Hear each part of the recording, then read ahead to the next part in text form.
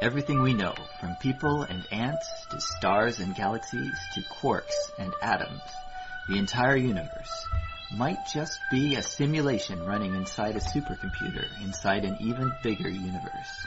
Ancient philosophers said that the universe is a dream that we're waiting to wake up from.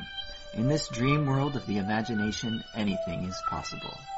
All cultural items, from the dreams of our rodent-like ancestors, to books, to television shows, are merely permutations of the reality we think we live in. Today's age of computers and video games places simulations at the center of our cultural consciousness. A select group of us perform simulations for fun and profit, and we call them games, role-playing and otherwise. We live to run simulations.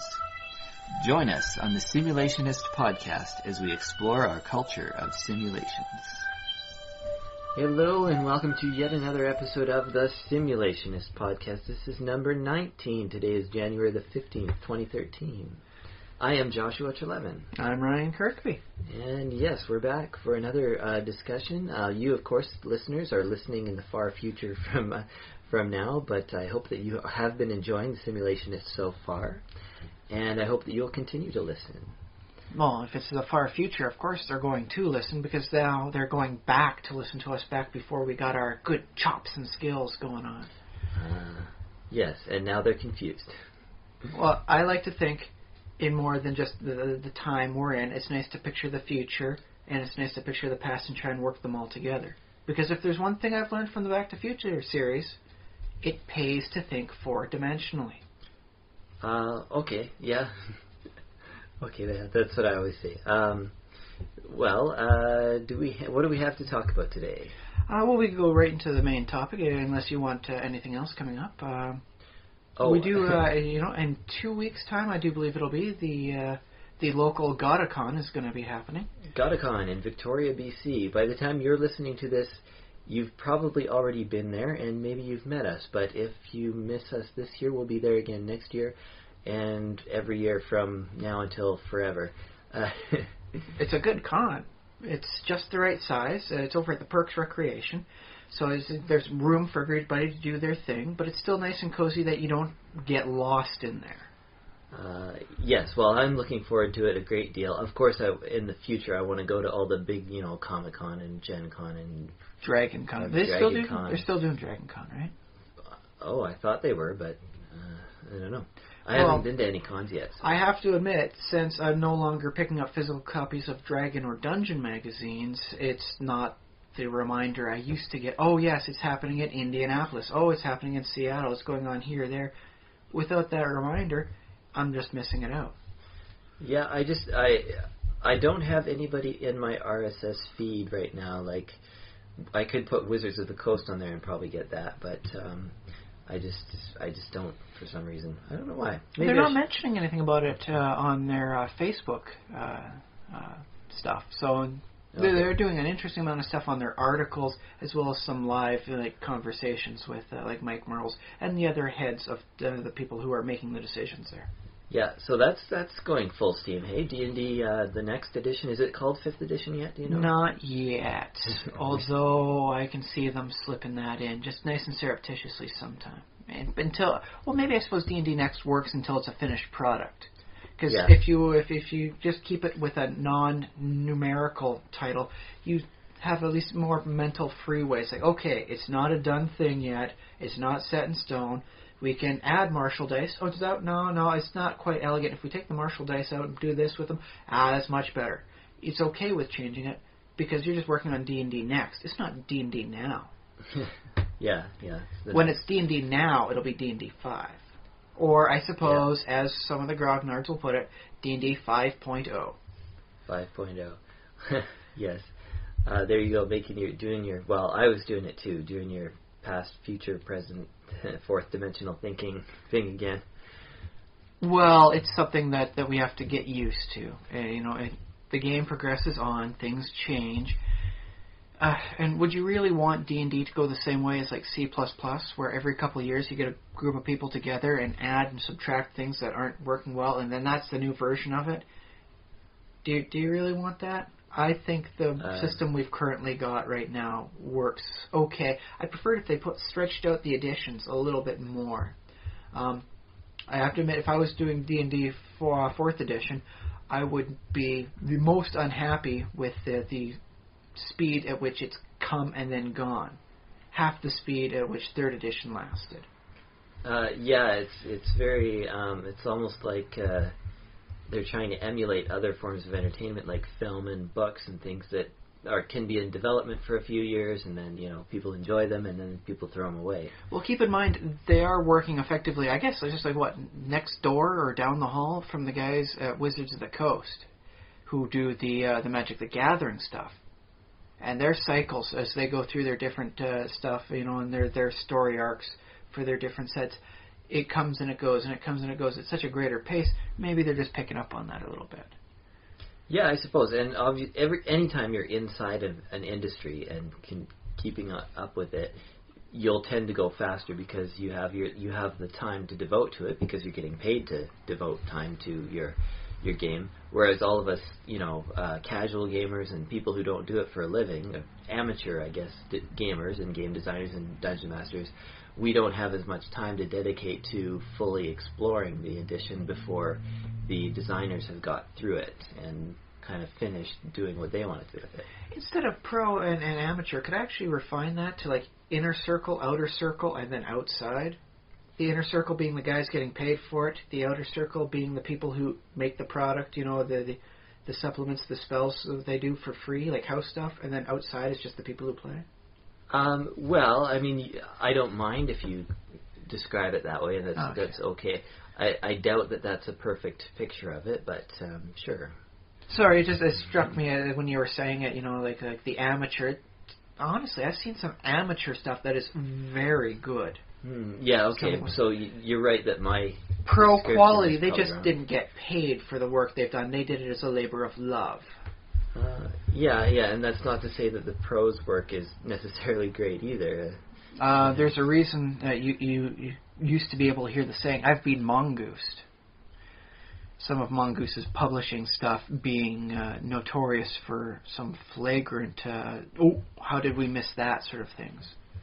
So editing errors, you mean? Some editing stuff, pricing errors for magic items, rules, stuff like, oh wow, how did we miss this loophole? That was huge. So pricing errors, not the books themselves, but the... No, the products, the magic items and all that, their cost. It's like, wow, you guys just picked a number out of your hat, didn't you? It works to a quarter this, using the pricing system in the back of the DMG, and there's no reason anything should be this price that has only this much effect. Well, you're probably right about that. Although going by the prices in the DMG is not the perfect solution either. No, but it is a nice litmus test for a decent number of stuff. And they did have the tables in the back. If you're using a spell to do this, the spell is this much, and it works through. It's a basic formula. Okay. And what do you mean I got mongoosed? Like, are you talking about like... I've heard that in a gaming store too. Is I got mongoosed on this thing. So that's what the gamer says when he buys a mongoose product. Not necessarily a mongoose product. It would be any product that winds up having like a hole in it that they can see notably. Something that the designer should have been able to catch before it made it to physical print. So the gamer buys a substandard product that he thought was going to be really good. And don't get me wrong, the fluff on a lot of the mongoose stuff, brilliant. Good sources of inspiration. So you can't knock them on that. The mechanics were, we'll call them skronky. Skronky? Okay, that's a new word. I've been using it for a while. I think it embodies the heart and soul. If I say skronky, I think most people will understand what I mean. It's part of an onomatopoeia, I think. Skronk, skronk, skronk. Sounds. That's the sound the book makes when you open it? No, it's the sound of like a lemon car when it starts to break down on you. Oh, okay. So, okay. Anyway. But yes, that's a tangent. We have a topic that we want to talk about. I thought of this a little ways back. Reruns, or in this case, rereads, reviewings. How do they affect you? What do you gain? What do you lose from reviewing the fiction of your choice? Be it a novel series, be it a television series, be it a movie you really liked, or even actually going back to a game module you played before. What do you gain? What do you lose from the whole thing? How does it change your whole impression of the fiction? How does it change you? Watching a thing over and over again. Well, okay, let's take this for instance. You don't always review the same thing at the same time, or the same rate. Have you ever played a game module twice? I have played a portion of Kingmaker twice. Yeah. But Pathfinder's Kingmaker. But it's not necessarily a thing where it's like, oh, yes, I've played that module. Let's go play it again. That was a lot of fun. It's really not something like that. Well, I have heard of it happen with like basically people who played like the original Keep on the Borderlands and the Giant series, whatever those are called, and they say, oh yeah, that was fun 20 years ago when we played that. Let's all get together and get the band back together and do it again. I know of people, that's not my story, but I know of people who do that. But it's not necessarily a thing that happens regularly, and it's definitely not something that happens to everybody.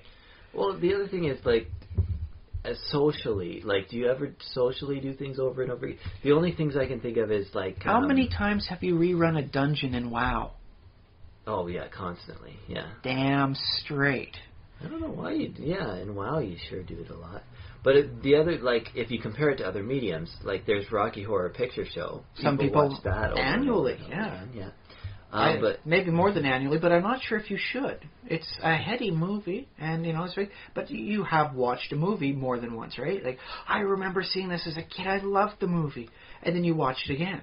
Yeah, often there's like an interval of something like 20 years between, like, watching it the first time when you're a kid and then... Well, I like to watch Stand By Me every few years. I find every time I watch Stand By Me, I see something I completely missed. Like, when I first watched it as a kid, it was about, other kids going out, following the train tracks, and they're going to find a body and become famous somehow. I don't know. It's about fun. Yahoo! And then later on, there's this whole big, deep storyline about, his older brother died, and like it's breaking up the family, and it's causing a lot of hardship with him. I totally blanked on that as a kid. When that scene happened, I think maybe I was getting more popcorn. I kind of recall the scene, but all of a sudden it takes on a new depth. And then I watched it again. It's like, oh yeah, I remember him. That's the kid from the Star Trek, Next Generation series, and I know him. He was from Sliders, and my God, that's Kiefer Sutherland. And then you see it as the actors playing in the roles. Okay. So I found that was a very interesting one to watch, perhaps with more frequency than other movies, because every time I watched it, I saw something new, something deeper, something different that changes the movie. I could say I've watched 5 versions of the movies because it didn't hit me the same time any other viewing. So I've watched Lethal Weapon probably 4 or 5 times just because it's been on cable that much. Did you get anything extra out of it, those other watchings? Well, I guess when I say I've watched it extra times, I've watched portions of it extra times. I don't know how much I've seen of the entire movie start to finish. But maybe that's why I do feel like I notice new things, because I'm entering the story at a different point, and it's like, oh, okay, that's going on. Okay, well, let's switch up to a different style, a different media. How often do you reread a book? Well, most books I only read once, but ever since I was a kid, I've loved The Lord of the Rings, and I've read those many, many times. Do you gain different stuff out of reading it the second time, the third time? Yes. So you get a better recollection of the events. Yeah, I guess so, because, basically I forget. The books are so long, and there's so much going on, I basically forget a lot of what's going on. And then I anticipate things that are going to happen, and then I'm like, oh, so something else happens in between. Like, oh, they meet this guy. And that's weird. I don't recall that last time I read that. Is this the same book? Yeah. Yeah. But I found that's one of the best reasons to review a thing, especially something like a television series. A well-planned out television series should have little hints here and there. If you watch, we'll go with Buffy in this case. I think there's a lot of people out there who are fans enough of the Buffy series, they can dig it. Especially for the use of an example. You rewatch it and you see these little things that, oh my goodness, that's right, I totally see where they were going with Willow back in season 1, season 2. That didn't happen until like season 4 or 5. Okay, yeah. You know, and that's right, and you get to see how the characters progress and change as the whole time flows through. That you didn't necessarily catch the first time because you were only seeing one episode a week back then. Okay, yeah, I've never watched a TV series more than one time. Really? Like an entire series? Because I've rewatched entire series. How many times have you seen Undergrads? Oh, well, I think just once. Really? Yeah. Wow. Because I've rewatched it a couple times. Because reruns on TV. Because I found a source of it, and now I can watch it again. I remember this, but I really remember that. And then I watched it again when having supper with my wife for the course of a couple of weeks. Yeah. Well, you can watch it in different settings. That also changes it. I find watching it with someone who hasn't watched it is always a nice treat, because then, you get to effectively see it through their eyes, and it becomes new again, in a sense. Oh, yeah. As well, my hard drive is like overflow. Like I've got a new external hard drive. Well, this new is in like the last, I don't know, it must be a year old at this point. That's still pretty new. Or maybe 2 years. Anyways, I filled it up with episodes of TV shows that I've downloaded because I think I'm going to watch them again. But, reality is I probably can never get to all of them. That sounds like a challenge. Let me find a way to hook up my little portable computer to my big screen TV. You come over to my place sometime, and then we'll just have like a marathon. What? I don't know if I want to do that. That's the thing. I don't mind like a day or two of watching a whole bunch of old stuff that I've already seen. I don't know the amount of shows that I have on my computer though. I think it'd be several days. Well, we don't have to watch everything. We could just pick out one thing. It's like, okay, I haven't seen that, and then we could just do that. Well, I think that's in practice. That's what's going to happen with my hard drive full of old TV shows. Is I'll just pick one at a time and kind of remember what my favorite ones were. Well, I find I watch one episode of one thing with my wife. For instance, we went through 8 seasons of Red Dwarf that way. Is supper time. Let's have an episode load up and play. It was on YouTube, so I say, haha, it wasn't illegal, because they didn't shut it down. If the BBC wants, they can go there and they can knock it off the YouTube. Yeah, that's true. So, honestly, it's actually kind of hard to get a hold of some of those episodes, if you want to watch it on TV, so we had to do it in front of the computer, so. Yeah. I stand by my fact that it wasn't illegal watching them. In my eyes. But, and that was great to do that. I noticed a lot of little things I didn't notice the first time through. And I can now recollect more lines. I can get it better. I have a better image of the plot. So rewatching the series has solidified the memory of it even more so for me. So it's not just something I recall seeing, back in the day. It's fresh, it's new, and I was able to get a chance to almost study it as I watched it, because I'd seen it before. I got all the jokes. I knew what was coming up. So I was able to look at this, pay attention to the stuff in the background, see the other subtle stuff. I know some people in that had seen that entire series and didn't know there was Esperanto in the background everywhere. But there was. Okay. It was written everywhere. Within the setting they had there, Esperanto was like the second language. Everyone spoke it. It was like what English is now, or supposed to be now. Yeah.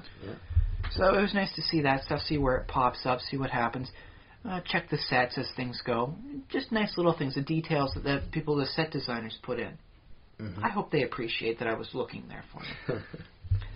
So I was able to get something extra out of it that I wouldn't necessarily have gotten the first time around if I just watched it once and then never went back.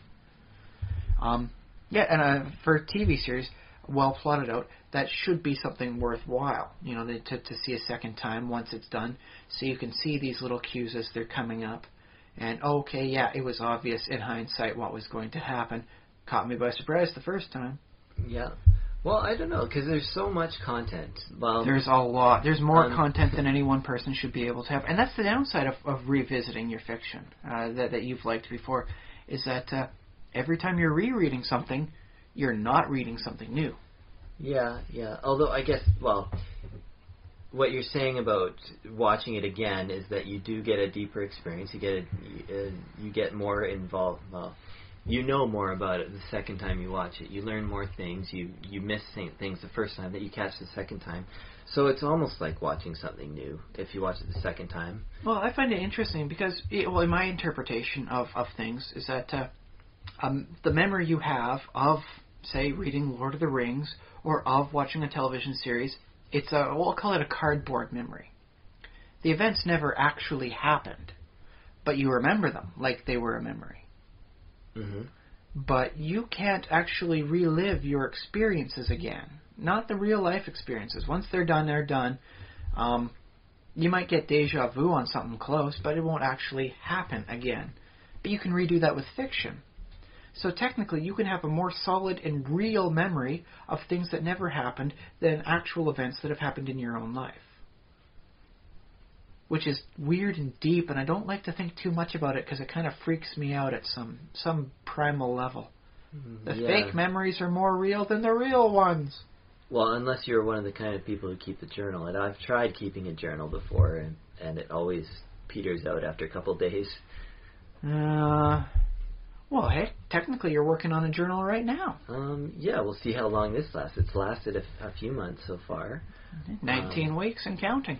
And I have no intention of letting you drop this. I like where it's going. I like how we're doing it now.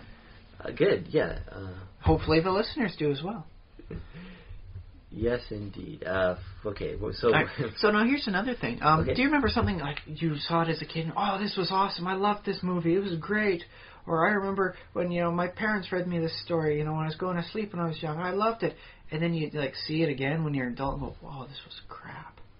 What was I thinking? Why did I like this? It's like badly animated. The voice acting is so, just wooden and uncaring. Why did I like this? I don't know.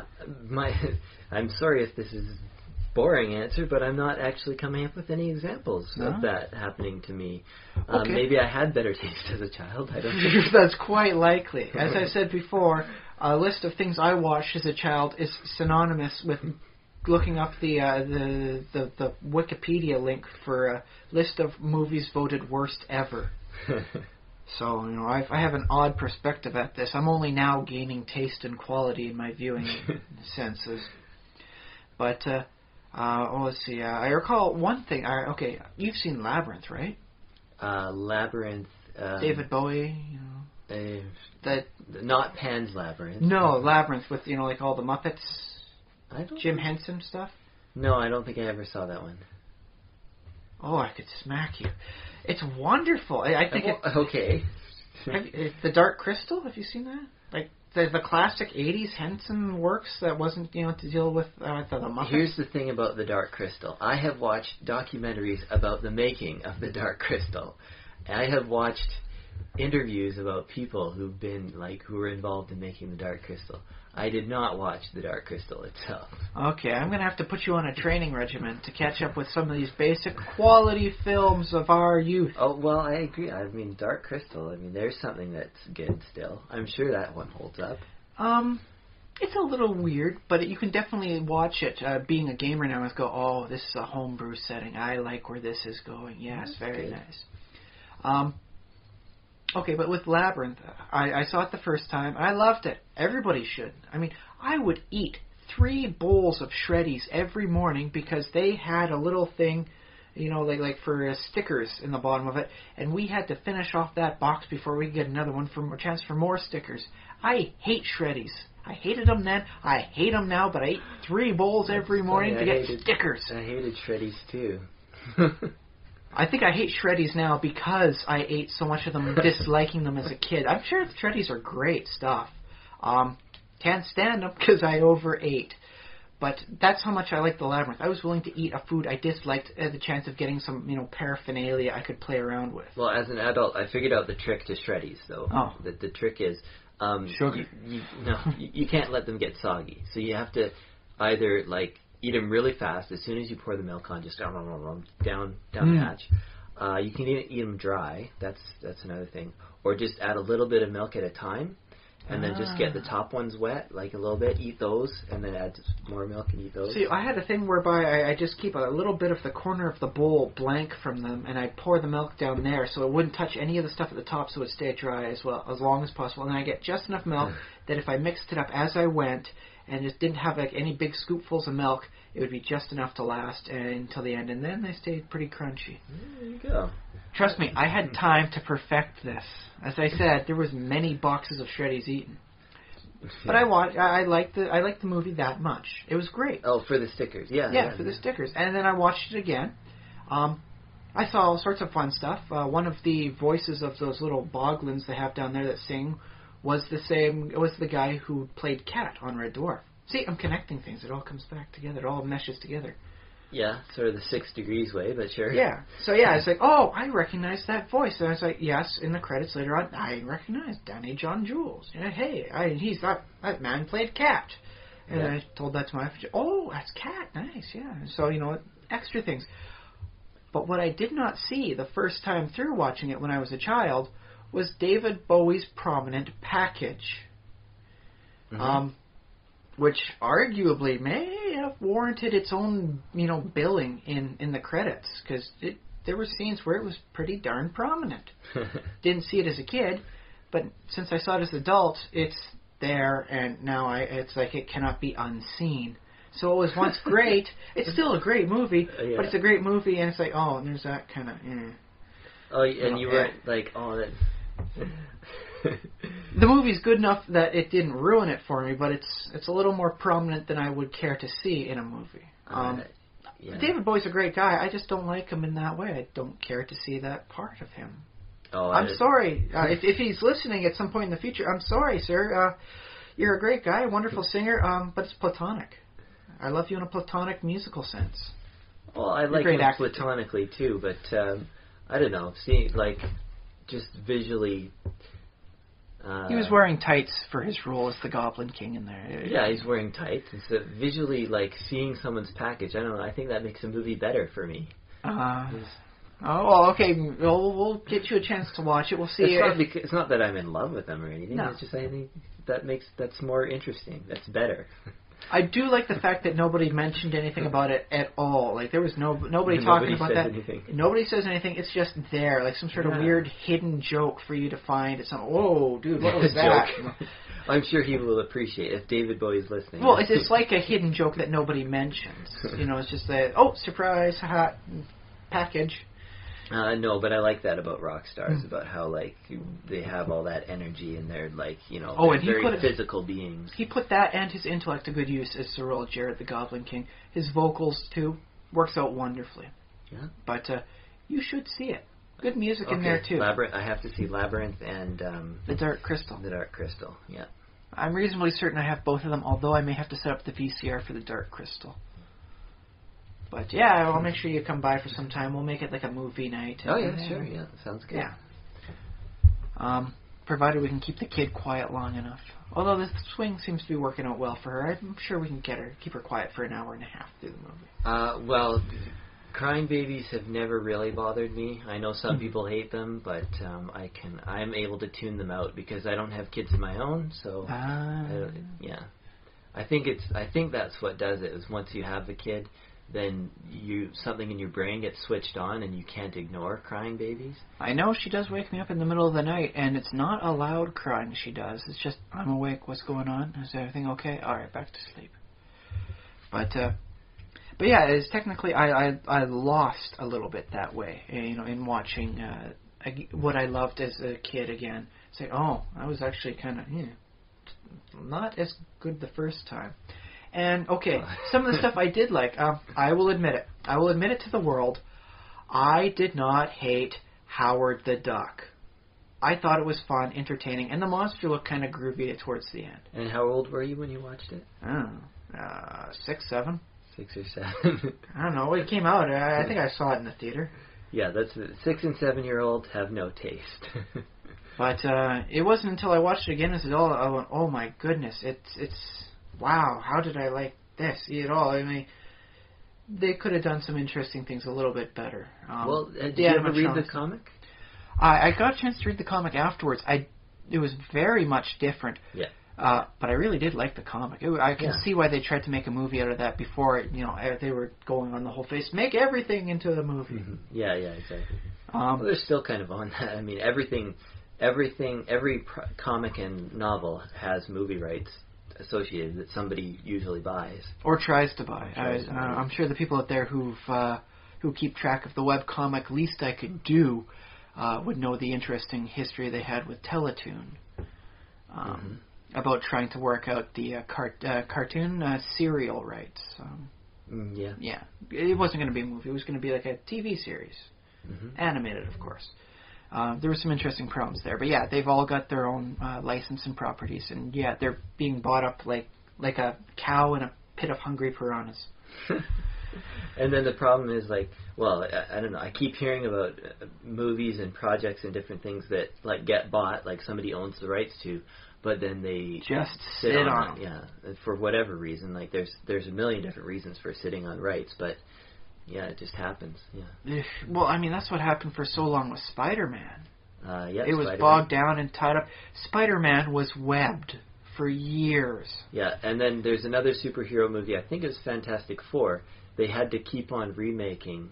This is probably wrong, and people can send us emails. Keep trying to redo it and remake it to keep the rights for it? Basically, yeah. In order to retain the rights, they actually had to produce a movie every so often, so they just put something out. Which is it's a cynical way of looking at it, because obviously there were people involved, and there were creative people somebody wrote a script. Somebody cared. And there were actors and actresses in who starred in the films. But I guess at some point it was nobody really cared to make it, and they were just rushing it out just so they could keep the rights. That's okay, because I still find that less cynical than the fact that they could have shared the rights for the purposes of another movie or another company, but they just couldn't come to an agreement. Why was Spider-Man not in the Avengers? Because of licensing and rights issues. They couldn't even put him on loan for the one movie that wound up making $1 billion. Yeah. And even a 1% cut, if they had said, okay, well, let's do Spider-Man and the whole thing like that, and you can just make sure he's there and have fun with that, but we could take 1% of the rights, 1% of the gross. Let's see, 1% of $1 billion is a lot of money. Yeah. And they couldn't even agree to that, and so now you have a bunch of jokes about Spider-Man not being part of the Avengers, and a rivalry going up between him and the rest of the actual Avengers. Yeah, and I love it. Our modern mythology is it's Spider-Man has to be in that world because that world is a cohesive whole, and they've worked very hard to make it a cohesive whole that fans can learn stuff about, and who's in and who's who's dead and who's still alive and who's the president was. I would have so loved just a quick little bit in the Captain America movie if James Howlett had appeared, just as a bit for then he's one of the captive prisoners of war that Captain America frees, and then no, he just doesn't join in with the rest of the people who become the Howling Commandos. He goes off, I'm going back to Canada, bub. And then, because those in the know will realize that the fan favorite Wolverine is actually James Howlett. And yeah, he was part, in I think his current continuity, he was part of the Howling Commandos, and he was in World War II. He did serve alongside Captain America. Oh, it would have been such a cool. nice little thing, but they couldn't get the rights for Wolverine. They couldn't get the rights for James Howlett. Yes. It would have been beautiful.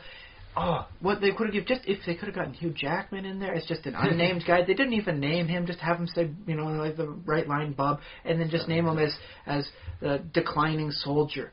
Would have been great. But, too late. Movie's out. What are you going to do?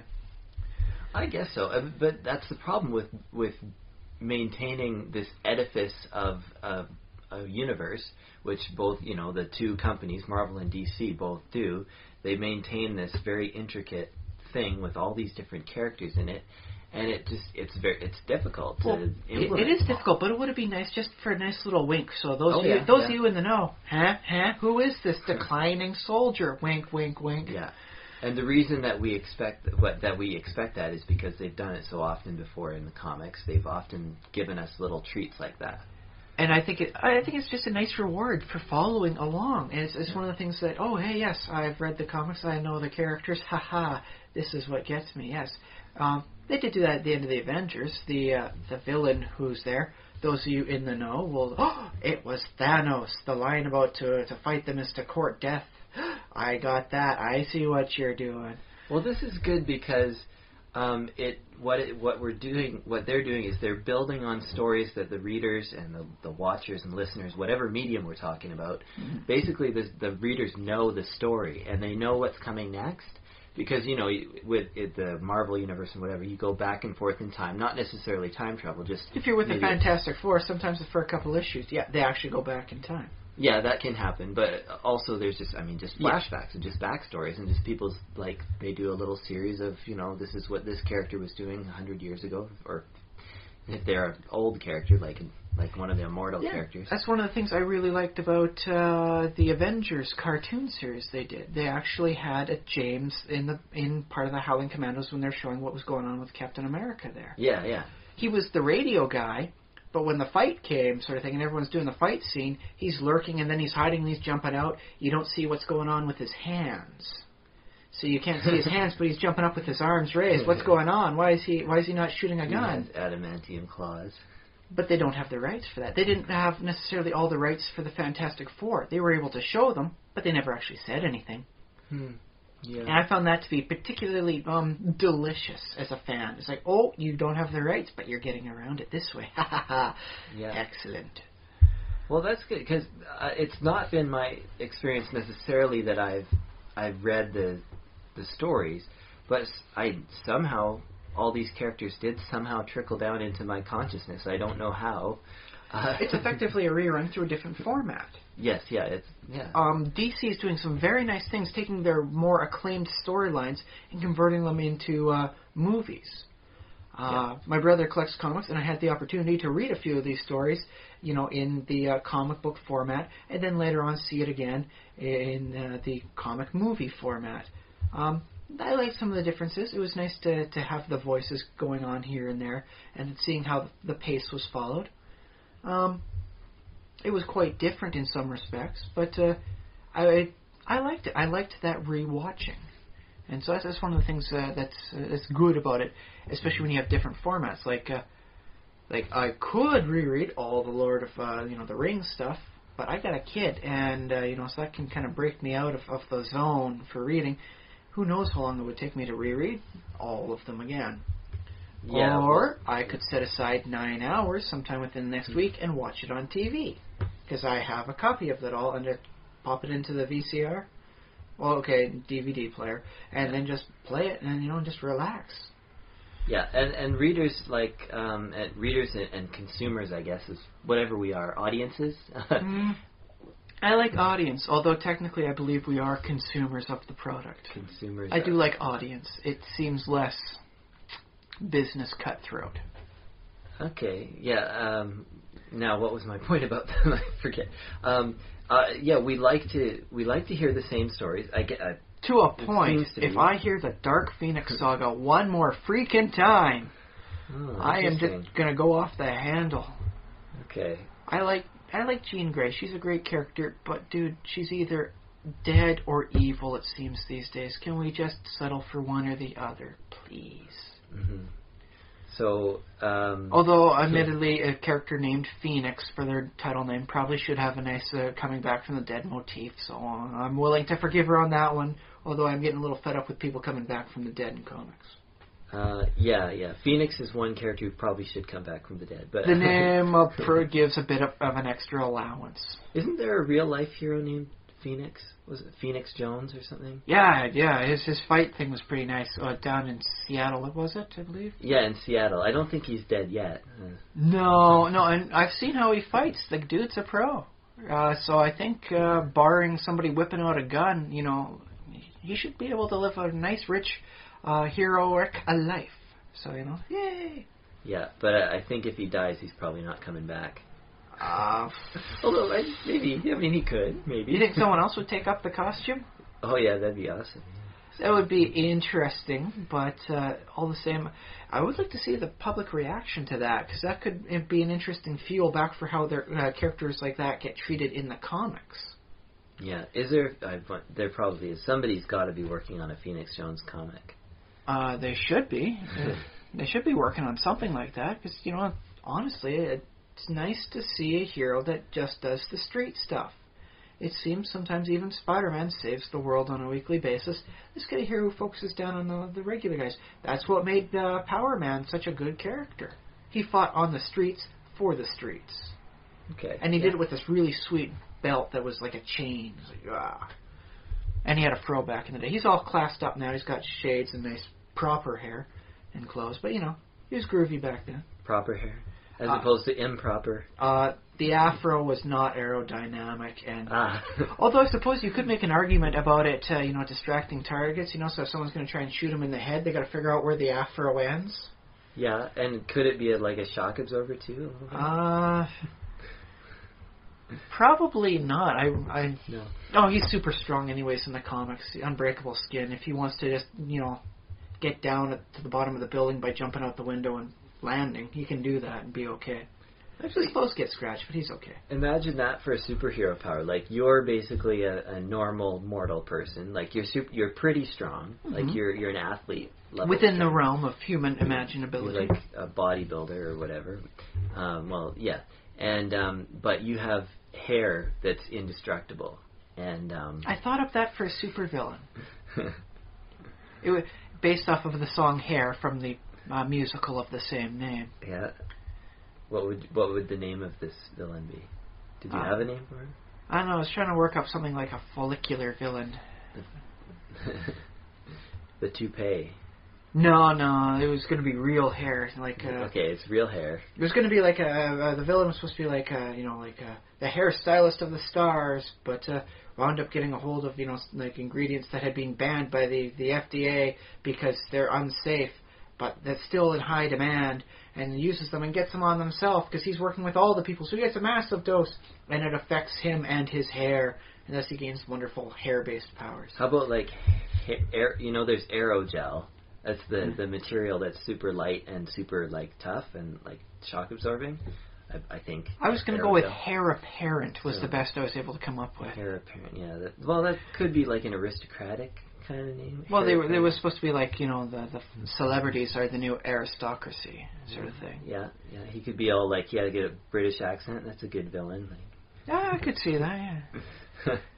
But it would be more like tentacle hair than actually blocking stuff. Oh, and fleas and birds and bees coming out of it and concentrated swarms. Oh, that's weird. So he. Oh, it works in with the lyrics from the song. Oh yeah. A hive for the bees. But then he can't really be a stylist really if he's not anymore. Okay. If it goes after the poisoning, he had to go down and out. And now he's like a homeless, crazy villain. Because there's basically two routes you can go with, I see what you're doing. Two routes. Nice. Subiism for the day. There we go. You can go the wild and hippie-ish unkempt hair and almost basically turn into dreadlocks eventually, or you can turn into the super coiffed, perfect hair the Conan O'Brien or the John Travolta. I was thinking more of the super coiffed, but more of an 80s thing from Don't Mess with the Zohan, some of the hairstyles they had in there. Yeah. Yeah, stuff like that. But, standard fantastic abilities. Stretches, moves, grabs. Kind of like a Doc Ock sort of thing. If he wants to, he could just grow the hair and then walk on that really fast away from the scene of the crime. That'd be almost a good, I think that I think it would be a hero. I think that wouldn't be a villain. I think that'd be a hero. Well, in this case, it'd be a villain because, mentally deranged from all the chemicals in the brain and the scalp sort of thing. Yeah, I guess so. But I always picture hair as a sign of vitality and heroism. And the villains, I picture, they're always bald. Lex Luthor is bald. Exactly. You do have a very good That's point what I'm saying. Although Captain Picard is bald. But he's not really a superhero. Are there any villains let's see if we can think of this really fast. Are there any villains out there who have really great hair? The Red Skull is bald. Galactus, maybe, depending on how you're viewing him. I imagine his hair would probably be amazing, though. Once he takes off the helmet, and gets rid of the helmet hair sort of thing. Loki has long hair, but it's kind of stringy and greasy, right? For that look, if you actually look at the actor when he's not doing it just for the evil purposes, his hair is great. And apparently he's a wonderful person, so I guess that makes sense, sort of thing. Yeah. Depending on which side you take, Odin in the whole Thor thing was semi-villainous in his I'm keeping secrets sort of way. Yeah, I was able to see at least a quarter of Loki's logic in what Odin was doing. His hair was pretty nice too, but that's Anthony Hopkins. He's always got good hair. Yeah. Conan had long hair, and he was a good guy. The bad guy in that, I think, was bald, wasn't it? Thulsa Doom? Yeah. I don't know. Yeah, well, he had had long black hair. Long slicked back hair sort of thing. Or was it blonde hair? It was black hair. Thulsa Doom. Okay. Yeah. Unless you're thinking about the one they made in 2011. James Earl Jones, that was back in the day, right? Yeah. And he was playing a white guy. James Earl Jones? Yeah. Thulsa Doom? Wasn't he? No, he was doing a black guy there. Okay. Yeah. No, you must be misremembering. Yeah. Maybe you should rewatch the fiction. Conan I could watch again, yeah. And the Basil Polydoris soundtrack alone is worth re-listening to. Yeah. So there's that. Did you ever hear the Conan, the music video, the Conan on Broadway? No. Okay. I should have. I'll put in a link in the show notes so the listeners can. Okay. And after the show, if I remember, I'll show it to you. Excellent. And you'll enjoy it. I thought. For some reason, I thought that you might have been the one who showed it to me, but if I have forgotten. It might have been Adam, for that matter. So. I'm trying to think about it. No, the way you've described it, I cannot picture a villain that has amazingly great hair. Like good long, you think of good hair, you think of Thor. Like Thor has good. Oh yeah, he was basically a L'Oreal shampoo commercial. I mean, whoa. Would that we could all have hair like his. But are there any bad guys with nice, beautiful, long, awesome hair? I'm not saying. I guess it's not impossible, but it does seem to be one of the subtle things, that reflect on this is not the best guy possible. Yeah. Wait, does Punisher count as a villain? Because his weapon is I have a lot of guns and I kill people with them. Punisher's an anti-hero, I thought, isn't he? At best, he's an anti-hero. But what kind of hair does he have? Does he have long hair? He has that kind of... No, he's kind of got I'll go sort of a mix between military and one of those nice Italian style haircuts they used to show back in the day. Yeah, and do you remember? That was pretty stylish. I never actually read Superman when he had long hair, but when he had the mullet. For a while, Superman had long hair. Yeah. It was pretty okay. I'm more of a fan of the traditional Silver Age Superman face and hairstyle, though. Yeah, that's good. That's just because where I started reading him, I suppose, because they showed him so consistently. That's how it imprinted on me. Mm-hmm. That's a good point. But no, this would be like a crazy, I'm insane type, deranged person. So you have, yeah. Oh yeah, back to our villain. Yeah, your villain. The heir apparent. The heir apparent, yeah. For lack of a better name. Yeah. And what color would his hair be? Or can he change the color of his hair? I'm thinking he could change it. No, but not to anything grand. I was thinking basic default being a dirty blonde sort of thing. Okay, yeah. And is it curly or straight? Straight, curly if he wishes. So that way you can say, he's falling. Nope, hairspring. That's back to the superpower of it all, is that he has super indestructible hair. I was watching the Mythbusters the other day, and they wrapped Adam up in I don't know, 2 feet of 2 feet thick of padding of bubble wrap, basically. Woo! That's a lot of bubble wrap. And they were going to drop him off a building, but they only got up as high as about, I think it was 15 feet. That's close enough to 2 stories. They dropped him 15 feet, flat on his back, wrapped up in all this, 2 feet worth. 2 feet on each side, all around, of bubble wrap. And he was fine, but they didn't want to do 30 feet. And they basically busted the myth, because there was some video of some guy who had like just a tiny little bit of bubble wrap on, jumped off a building, and he was fine. Yeah, that can't work. yeah, that should be fairly obvious. On the other hand, they've had to test fairly obvious things that they thought the wrong way, like running through the rain sort of thing versus walking. Yeah, that's why I love MythBusters, is because it doesn't matter if you say, oh, that can never happen. Don't even bother testing it. No, we'll test it. They're true scientists. The heart of science is investigation. Yeah. Okay. All right. Another shout out, MythBusters. Yay. If they're listening, thank you. They've given us so much good stuff. I'd like to try and give back. Yeah, we love MythBusters. Okay. Are we still talking about I don't know. Yes, different forms of fiction and reviewing it. We kind of briefly touched on viewing it under different formats, like reading a book then seeing the movie. So there's that. I find that's interesting. A lot of people remark on the differences, but I think that's because of intrinsic flaws within some of the media styles. Sure, A moderate-sized novel is going to take you more than 2 hours to read. So I can understand why they cut so much stuff out of the books when they make it to a movie. Yeah, it's simply that they're different different mediums, different media. And you might be able to get away with mediums under the proper context. It's like the difference between fish and fishes for groups, but yeah. Okay, yeah. If you have fish as a plural, that means multiple of a species. Fishes is multiple of several species. So depending on how you conjugate medium into media or mediums, you could argue the same sort of different style of conjugations. Okay, fair enough, yeah.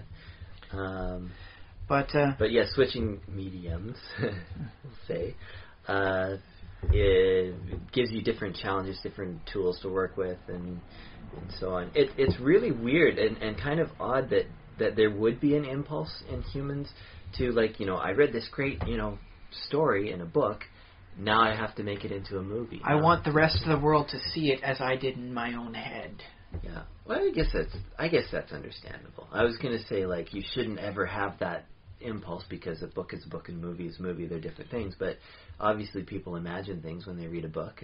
Well, some people don't know they're limited in their imaginations. Like, this book is amazing, but if I give it to Phil, he just won't see the explosion the same great way as I will. He'll see the explosion as words on the page. He won't actually see it in the head like I did. I got to make a movie for him. Yeah. Plus, when you get to do explosions, you get to blow things up for real. So there is an appeal in that. But even Lord of the Rings had explosions in it. Yeah, I guess. The movie.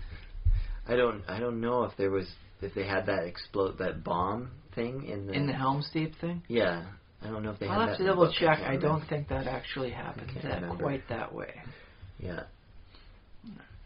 But by and large, let's say, do you think reviewing the fiction is a good or net good or net bad thing?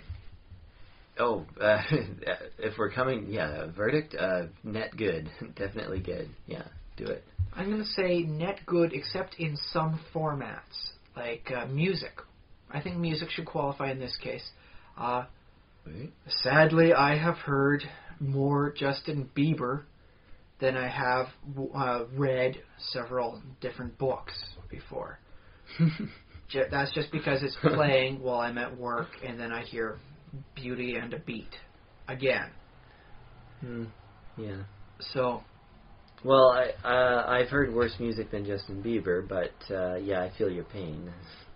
That it's not exactly the caliber that we would prefer to be consuming.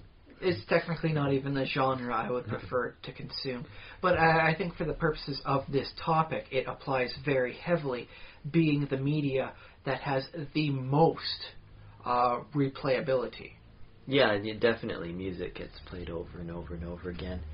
And re-listening to it, especially when you start paying attention to the lyrics, you can really drastically change your interpretation of the song.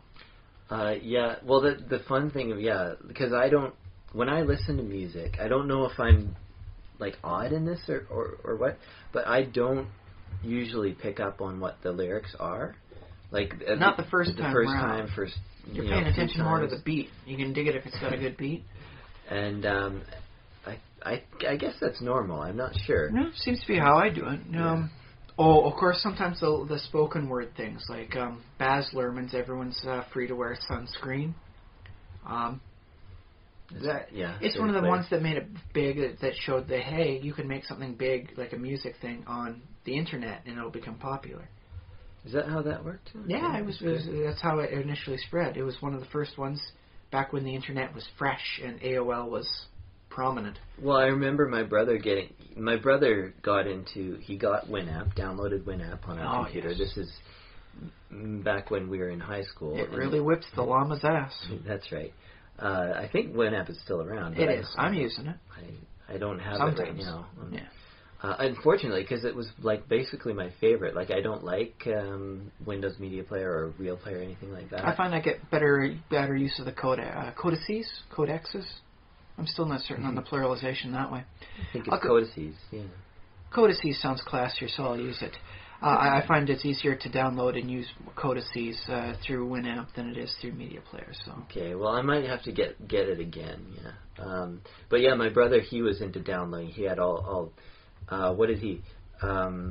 This was in the era when I'm a Barbie Girl, I think, was the late popular. 90s. The only reason I remember that is because it's one of those earworms again. I honestly like the band. I like their other stuff too. They did good stuff. Combine them with Prozac and maybe was it Venga Boys? You get just enough high energy, you could get through anything. Yeah, that was my high school. And my brother had all those MP3s downloaded. That was a really cool time when MP3s came out. At least as far as we were concerned, MP3s came to light for us, and Baz Luhrmann was one of them. Yes, but his was a spoken word thing, so you paid attention to the words. The song was something, they took second stage to the lyrics. Yeah. There's a song by Lazy Boy, Underwear Goes Inside the Pants, that works the same way. He's basically ranting, and then there's some wicked music going on in the background. Yeah, and you, technically that's called rap, but obviously people will not agree with there's another example, though. I think a lot of Eminem stuff works that way, too. You hear what he's saying, the music takes a backstage, as opposed to some songs where you like the beat, and you wait, what was that they said? What was that?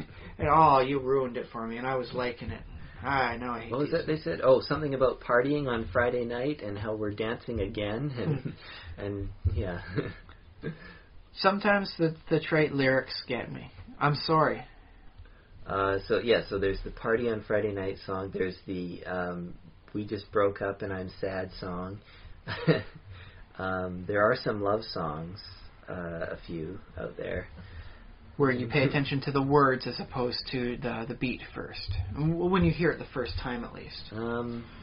Do you pay attention to the words? I guess you do. Like, I'm thinking of, songs, The Way You Make Me Feel. I don't know. Well, I'm just thinking of songs I paid attention to the lyrics the first time. Eminem comes to mind for his stuff. He's very outspoken in more ways than one. Yeah. But yeah, by and large, I think you're not alone in hearing the beat and the tune first, and then on second, third listenings, starting to get more of the lyrics. Especially if the lyrics go fast. Yeah. And that's funny, too, because I guess, with all these medias, you plan for how people are going to consume it. And with music, when a musician writes their song, they're definitely going for something that can be repeated over and over again. Without getting monotonous in that case. Because there are novelty songs which people really enjoy, like Crazy Frog. It was really fun for a while, and then people are like, "Hey, we're done with that." I was thinking more of some of the other novelty songs, like "Who Let the Dogs Out." "Who Let the Dogs Out" was the stuff that winds up being all right initially, and then just gets way too much play.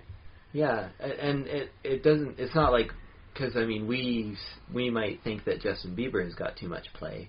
But he's still on the radio. He's still I just think he needs more time to mature before he becomes a musician that I would appreciate. I see him as grape juice. Mm-hmm.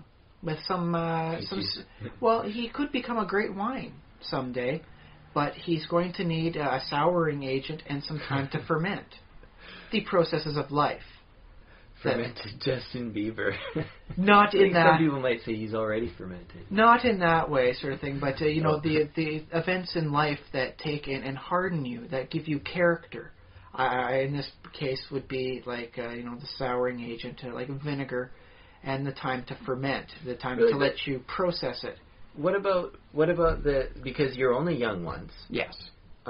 What about just celebrating youth and celebrating being young? Be like, I'm young. I'm okay with that. I dug Henson back in the day. Yeah. I didn't buy any of their stuff, and initially I thought it was a girl band, but I was okay with that. Len is another one. They did some nice songs. I got a nice summer celebration out of it, and I'm okay with that. But it wasn't as though I just don't dig Justin Bieber to the same degree I adore Tom Waits, for example. Tom Waits, if you've heard his voice, you can tell this man has had a life. This man has lived. Yeah, okay, sure. And it comes through in his songs. Justin Bieber, I will not naysay him on this. The kid is very proficient with his singing. Yeah. But he just doesn't have the tonal depth, the soul depth that I like in my singers. You heard it here first, folks. Justin Bieber has no soul. He has not enough soul for my taste in musicians.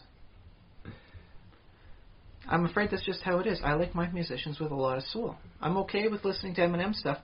Dude has lived. Dude has had hard times. And that comes through.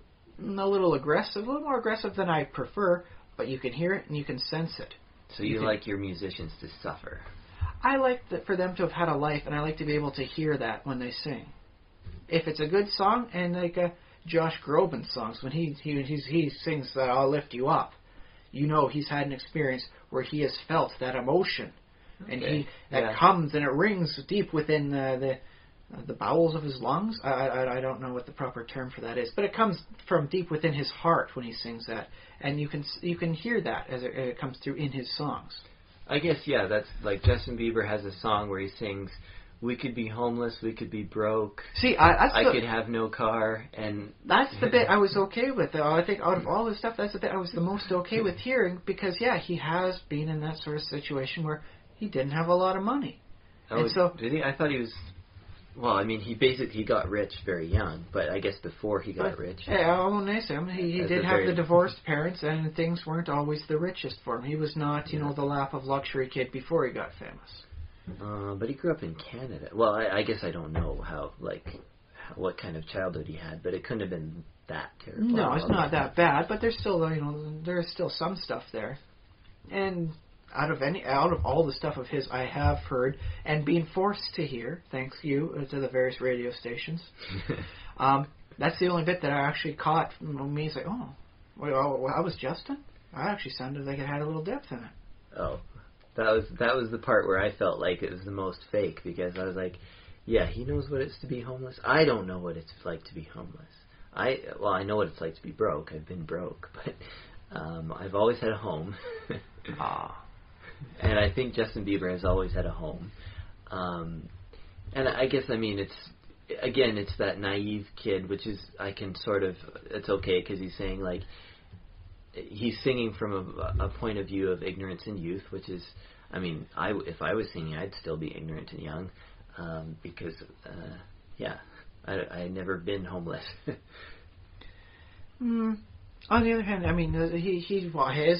he has at least had the average childhood growing up sort of thing, so he has been told, no, we can't afford that, by his parents likely at one point or another. No, sorry, can't afford that, too expensive sort of thing. Mm-hmm. So when he says broke and all that bit, I actually caught that he seems like he knows the word broke, what it means, even though he may never be broke again in his life. Well, knock on wood for the poor kid, let's talk about MC Hammer on that one. Oh, yeah. No, well, if he manages his money well enough. But no, I'm thinking basically Justin Bieber he won't know what it's like to be a normal person who's broke, basically. Which, that's fine. He's got a life to live, and that'll be a story to tell. But, kids don't have that conception of, even poor kids. They know what it's like to not have things, but they don't know what it's like to be kind of worried, Well, to some degree. Finances, yeah. kind of like, because that's kind of the parents' job to be like the Well, worried. there's an interesting amount of leech apparently that kids get on that sort of thing. If the parents are worried, like, how are we going to make rent this month? How are we going to avoid becoming homeless? The kids do tend to pick up on that, even at a decently young age. I guess, and that would be bad. I don't know how much of this... That might require more of a sociologist to bring in to verify the small minutiae on this. And we're psychoanalyzing Justin's life without actually knowing his story, so I don't know. But no, I just think when an artist sings about something they know about, you hear the added depth, the added richness of it, because they are speaking from experience, so to speak. Do you recall, like, at the time you ever encountered, like, a new type of music that just blew your mind? It's like, what is this greatness I'm hearing? It's amazing. What's going on here? And there's things up top there in the high end, and there's things going down at the low end. I had this experience recently with Skrillex. Oh, yes, you recently have discovered Skrillex. I just discovered Skrillex. Like, apparently he's, like, the biggest musician in the world, but whatever. I don't want to sound like a hipster. I got in on him when the whole Mortal Kombat thing was big, and they were doing that reptile theme on all the commercials. Oh, okay. Yeah, I got in with him there. I can understand that, but you know that now. So if you were able to sing about, like, hearing a music that was new and great and amazing, do you think you'd be able to sing it a little bit better now because you've heard of a music that just blew you out of the water? What? I'm not sure. What are you asking? What? Okay, well. Do you think if you were to sing a song about, hearing something new and exciting, you'd be able to sing it better now that you've heard something new and exciting for music? Because you could get there, Yeah, I think that does change my view on what's possible in music, yes. And that's why I'm able to get 98% on karaoke when singing Play That Funky Music. Because I've had that happen to me on a few occasions, hearing a new type of music I've never heard before, and my mind just... like all the walls fall down. It's just boom, blown away. Oh, that's good. Well, that's a good, we're talking about Justin Bieber for a while, okay. Probably too long for this podcast, but that's all right. Well, we're just using him as an example that enough people have experience with that they know. You could work it with Tracy Chapman, with her songs. You can hear the bitterness in her stuff when she's singing about, having to go it alone or having problems. You can tell she hasn't always had the best life herself. Yeah, okay, yeah. Billie Holiday, for those classicists out there who enjoy the stuff from way back when, my goodness, when she sings a sorrowful song, she could wrench your heartstrings. Yeah, and that's true. Do you think that some of these kind of bigger, younger, more savvy musicians, do you think... Because what happens a lot of the time is they'll kind of... I don't mean this in a bad way, but they'll steal ideas. And I mean steal in, like... I actually think it's a good thing. Unless you're, like, directly stealing a song, like, note for note, and not giving credit. But basically, stealing ideas is the way music has always been done. Mm. So you get... people who are savvy and stuff, they steal these kind of emotions and these themes from people who genuinely have, like, crappy experiences in life. I think it's not bad, provided they can put a decent spin on it.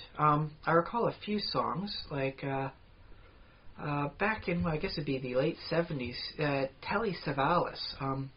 I guess most people might be able to recognize him as TV's Kojak, the TV detective that sucked on lollipops because he was quitting smoking, sort of thing. I thought Kojak was a dog. No, Kojak was a nice bald guy with a really rich voice who made a few albums. Who's the dog? Beethoven? No. Kojak? No. That's Cujo. Cujo? Cujo, yes. That's the Stephen King thing. That's the Stephen King dog? Yes. Okay. He didn't solve crime. That's Cujo, not Kojak. No. Okay. To the best of my knowledge, Cujo caused crimes, never solved anything.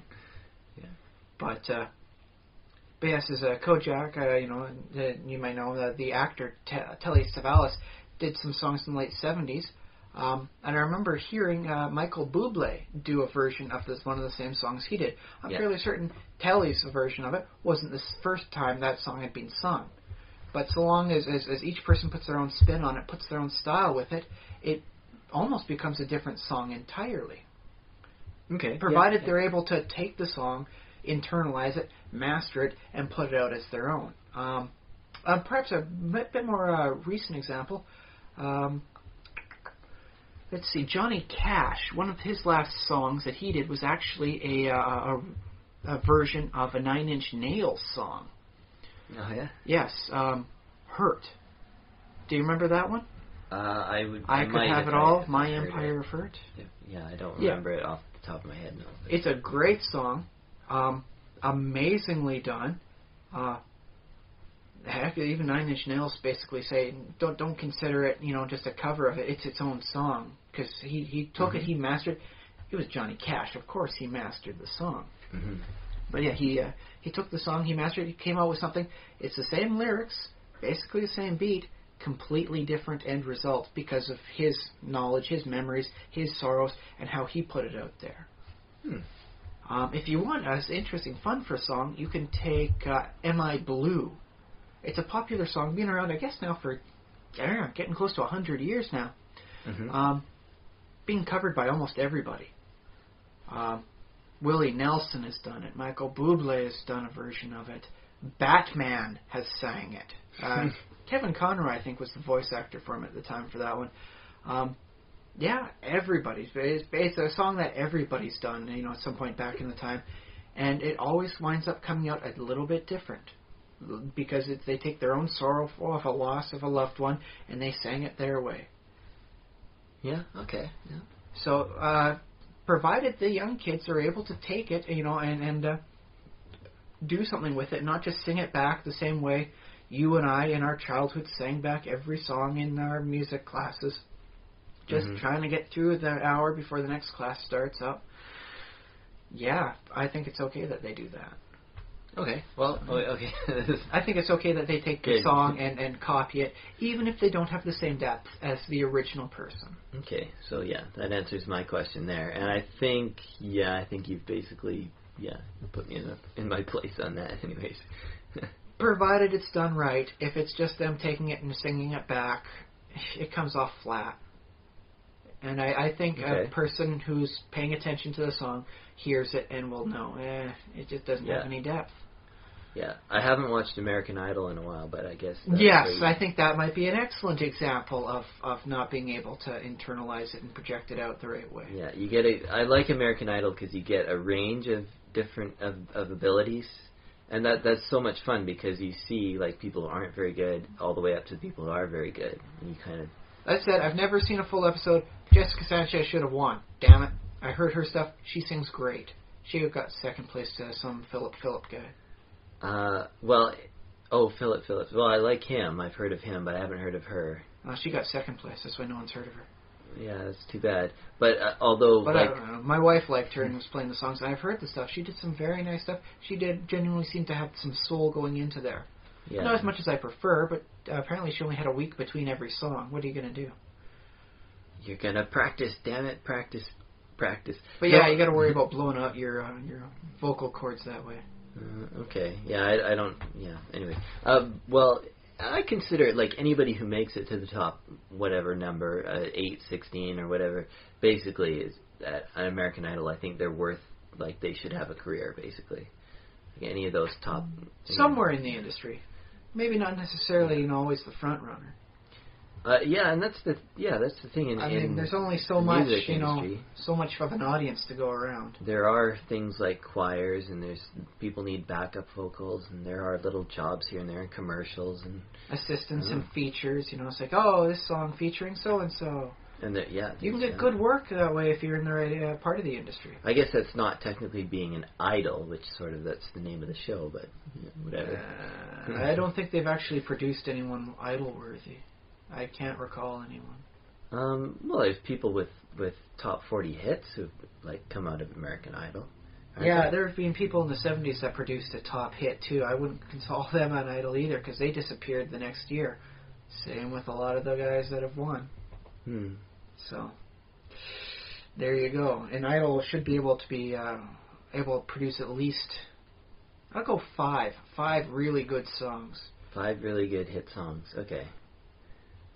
So that way it takes you out of the 1-hit, 2-hit wonders, which is not to say they're not great people or anything.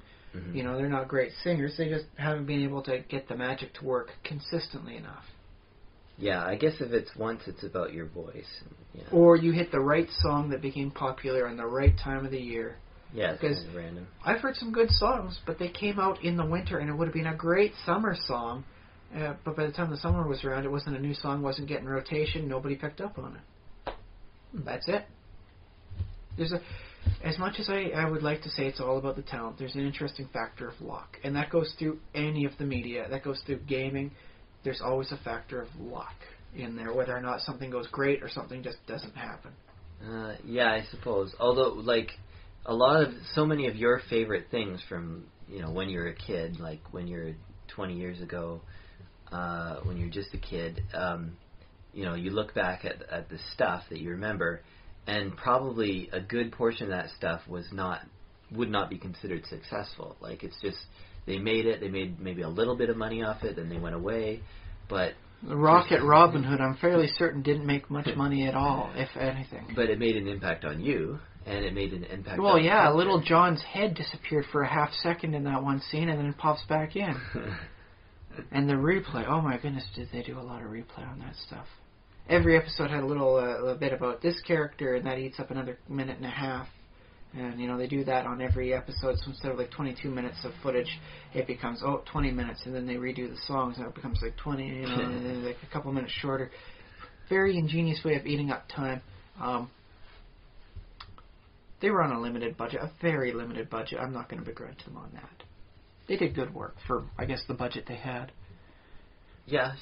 Well, that's the thing. Like, wait, what were we talking about? Stuff that really wasn't good. Stuff that we remember, but never really made it. Yeah, it never took off. And that's a weird thing about, like, kind of rising to the top of society at a particular moment. It's like, is that really what you want out of a, like, I don't know, out of a music career or whatever it is? Well, I think get it while you can, because the stuff I remember liking, like when you mentioned the stuff I liked as a kid, I had a whole bunch of flashes go through my head, and it doesn't even need to be 20 years ago. I'm thinking Undergrads was a huge hit, only lasted one season. Reason? MTV. Same with the Max, the Head, a lot of the other stuff only made it one season. Why? MTV. Mm-hmm. Downtown? MTV. One season. Great, wonderful, won awards, one season. Never renewed. Other stuff, was like, season of 1997, the number one program of the year was Project GKR, and it had Billy West doing the main voice. I think there was Cree Summers there doing one of the main voices. Brad Garrett, he's the big guy from Everybody Loves Raymond. Mm-hmm. He's doing a voice there. It was great. It was wonderful. It was the number one cartoon of its season. Only lasted one season. Why? Because they brought in those edutainment laws in 1998. So, a good show didn't meet the educational requirements demanded for the Saturday morning cartoons, and it got replaced by like Winnie the Pooh, because apparently he's educational somehow. Or a caveman talking about simple machinery with mammoths. It happens. Well, I like educational stuff. I don't see why it couldn't. But, yeah. I guess. They had to have a certain amount of this edutainment thing in their Saturday morning lineup. And that meant they'd have to cut certain programs to make up for it. And Project Geeker was on the chopping block. It happens. Yeah, okay. They were also had to do some other stuff with, I think, Disney displaying. Disney was starting up their block stuff. Like we have 4 shows, you put them back to back to back to back, and you put that on. And it's like the Disney Saturday Fun Time, whatever you're going to call it. And so between that and the edutainment thing, they were just gotta cut it. Yeah, too much other content to put. It was a factor of luck and laws. Yeah. I wanted to ask real quickly, a little bit more time, but since we're the Simulationist podcast, I wanted to see what we can eke out of music being a simulation. I guess I like to see it more as an abstract simulation of whatever's going on. You don't hear necessarily both sides of the story, but you do hear a story going on. Yeah, and it's definitely like stirs up emotions, can recreate emotions. Especially when done right. When done wrong, it just stirs up nausea. Stirs up nausea. That's about it, right? Yeah. Yeah. But I, especially for the purposes of our topic this week, I wanted to put music in there. But I would like to put music in as something to consider in when we're reviewing all the different mediums, however we're going to conjugate. Yeah. Simply because I think it does tell a story. Yeah, There's something going on there. I think it could be conceded maybe analogous to the microfiction, copypasta, creepypasta stuff, where you have to try and tell a story, and you've got maybe 2-3 paragraphs is about the usual size of it. So it's microfiction. Yeah. So it's basically microfiction with hopefully a nice rockin' beat in the background, and it rhymes. So, whoo. Yeah. So yes, I think we should be putting that under our umbrella, Ella, of different media to consider when we're talking about our various topics. Very good. Yeah. Plus, and if you do it right, you can get some interesting mixes. Because I have suddenly been reminded of a childhood series that only lasted 2 seasons called Kid Video. That featured kids in some sort of weird land, and there was something about a sneezing fairy gaining super strength. It was odd, but it had a lot of its own music, and they actually played music videos in there too. Which is why you don't see it anymore. Getting the syndication rights on music videos is phenomenally difficult. It's weird. People in the industry would, I think, rather take a baseball bat to the head than try and negotiate the licensing rights for all the songs. That's weird because somehow YouTube seems to have managed to acquire or work out a deal. I think that's like with Vivo and all that, and that still tends to be on a country by country basis. Us up here in the cold, frozen Arctic north of Canada can't always get what we want for music videos because it's not available in your country. I found that, and it's doing gotten it's better. Getting better, just especially compared to even 2-3 years ago. Yeah, it's still not there yet. Hulu, I believe, is another example of the thing, and Netflix to a lesser degree as to what gets what rights for the country when. Yeah, that's true. It's a problem where they're slowly fixing, but it's a lot of negotiations, a lot of agreements that have to get done, and it's got to be done with the corporations one at a time. You can't just... I suppose you could try working in a big whole... okay, we'll take everything in your inventory from this period of the time to this period. We'll take everything from 1975 to 1980 that CBS has produced.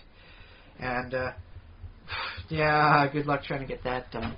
Well, I don't know all the ins and outs of all of that. I remember hearing that basically there's one company who controls pretty much everything except the Beatles or something like that, or everything and except Michael Jackson. certain. I think he's got his own stuff. Yeah. Or whoever his heirs are for the purposes of that.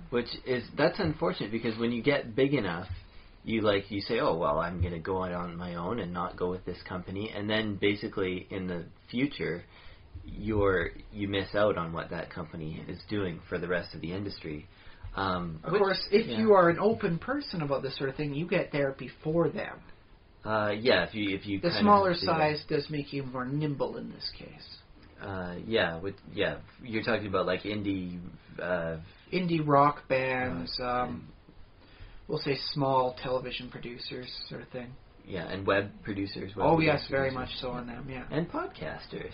Yes, we are quite nimble and open to suggestion.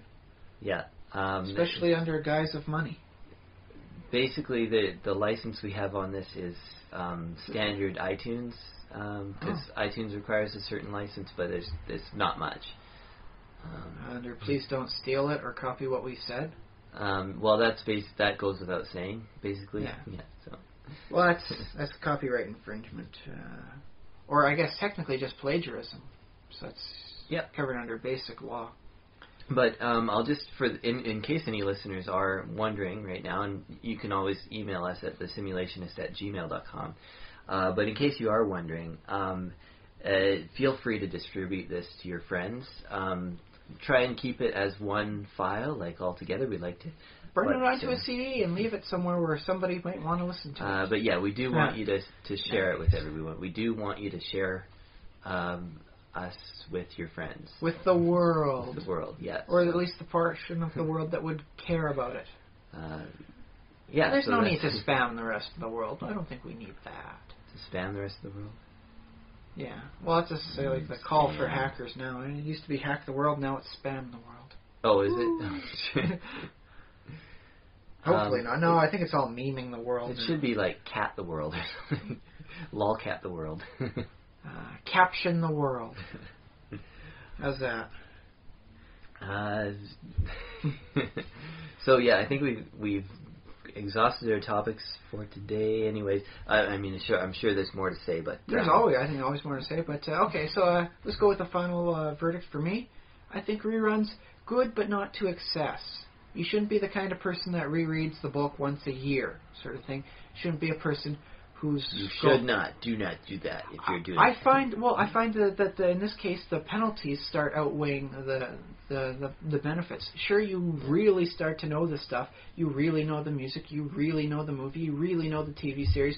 But in this case, if you're overwatching it, like, say, yet another version of the Mr. Plow episode of The Simpsons that you've seen 15 times... for every time you're watching that rerun, you're not seeing something new. You're not opening yourself up to the world in a more broader context.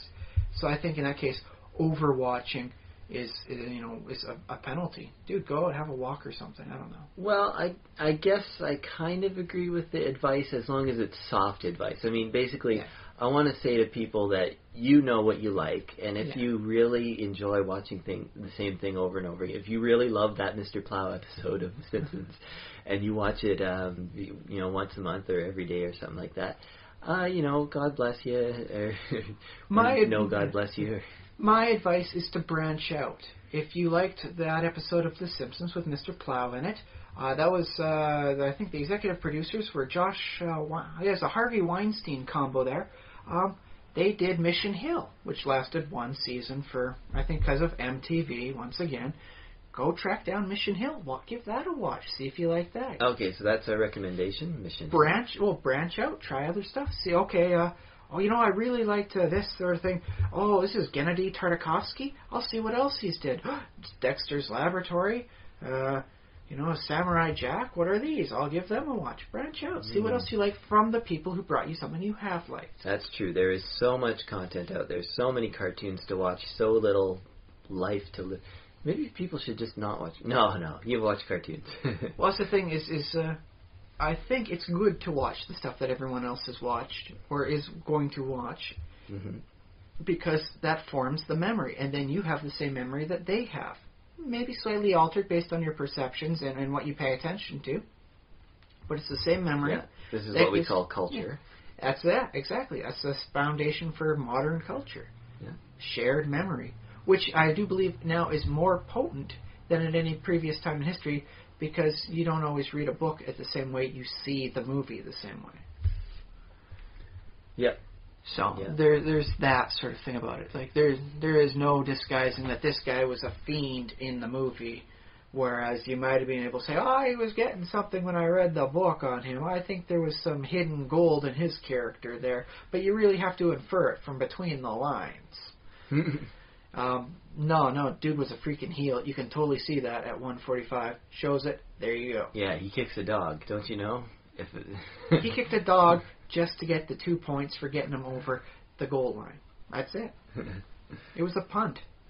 That's a TV tropes reference. Yes. The villain kicks a dog. Well, the hero could kick the dog, I suppose, but it wouldn't be much of a hero. Yeah. Boy, the villains in that series must have been nasty if the hero's kicking the dog. But yeah, there's my advice. It's good to rewatch, especially after time has lapsed, but don't overdo it. Go out, get something new. Go hit a local used bookstore, man. Pick up one of those $1 used books. Who knows? Maybe you find something you like. Yeah. Well, the used bookstore is a wonderful, wonderful place. I love it. I recommend it for everybody. So is the library, for that matter. Well, the library is like the classiest used bookstore you've ever been to. They even let you take the books for free, provided you come back in a reasonable amount of time. Please return your library books. Man, if you go to the used bookstore and say, "Hey, can I borrow this for a week?" You get laughed at best. I don't know. Like they might say what I just said. They might just say, No. No, you actually have to pay for it here. And you go, but the library is just 2 blocks away, and they let me borrow their used books for free. Yeah. And then I think you've shattered their minds. What am I doing with this bookstore? No, they're good people there. So that's my verdict in the end. Don't overdo it. Yeah, good verdict. Don't overdo it. Branch out. Yeah. So we've solved that problem. And I think I don't suppose it's a problem per se. I just think it's something to mull over. Okay. Should I see this movie again? It's on TV in 45 minutes. I'm not doing anything else for this evening. Maybe I should. Okay. Yeah. So once again, listeners, if you have any feedback and if you have things to say about what we got wrong or what we failed to even mention that was like right before our eyes. How could we have missed that? That's a perfect example. You can send us an email at thesimulationist@gmail.com. You can visit basically type in The Simulationist into your Google's. That's right. We're on the Google search engine. We're big time, baby. You can find us on YouTube. You can find us on the iTunes Store. And you can find us at our blog, which is thesimulationist.com, which will redirect to a blog site. Because we make it easy for you. We're trying to make it as easy as possible. If you do hear this and you have another favorite method of listening to podcasts, I will look into that too. And if we're missing like a media of fiction, please tell us. That too. Yeah. I mean, we're 19 episodes in, and we've just gotten to add music to our roster. Well, it's kind of sort of always assumed, but well, okay. Yes, but it's not something we've decided to make a point. Say, okay, and what about with this sort of style? Okay. So, basically, emails are going to go to we're both going to be reading these, but Ryan, do you have do you want a separate email on this? Do you want to just read what comes to the simulation? I think at this point, just the simulationist at Gmail is good for both of us. Okay. Yeah, if things ever need to be I got to ask you a question about Josh, Ryan. It's okay, I'll find a way. Okay, yeah. So, but I don't suppose there's going to be a high demand, at least not right now. Okay, well, yeah, we'll just see what happens in the future, and we'll play it by ear. So, we're small, we're nimble, we can do that. So you'll be listening to this in the future. So what we want you to do is go ahead and click on to the next week's episode. It'll be a week for us, but it'll be almost like we never left for you. That's some weird time traveling, man. And that's all the time we have, I think, for today. I've been Josh Trelevin. I've been Ryan. Dig it.